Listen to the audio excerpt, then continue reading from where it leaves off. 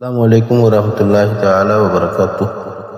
مسئلہ نمبر 1، کیا فرماتے ہیں علماء دین مفتیان کرام کہ حبیب یمنی کا واقعہ بیان کرتے وقت امام صاحب نے کہا کہ ابو جہل نے حبیب یمنی کو بلایا تھا حضور صلی اللہ تعالی علیہ وسلم کو بے عزت کرنے کے لیے۔ دریافت طلب امر یہ ہے کہ ایسے جملے حضور محمد مصطفیٰ صلی اللہ تعالی وسلم کے لیے بولنا ایسا ہے؟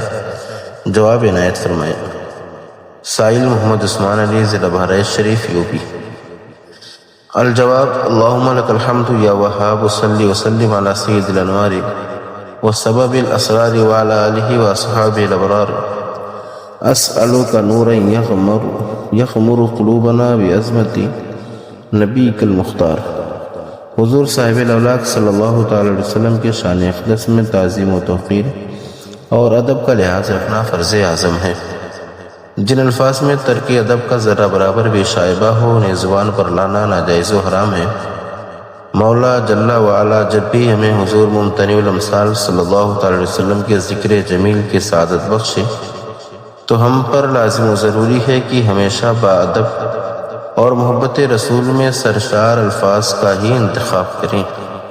امام مذکور نے جس لفظ کو بارگاہ رسالت مآب صلی اللہ تعالی علیہ وسلم کی طرف منسوب کیا ہے وہ یقیناً آپ جانے عالم جانے امام صلی اللہ تعالی وسلم کے شان کے خلاف ہے، اور اس طرح کا جملہ بولنا ناجائز و حرام ہے۔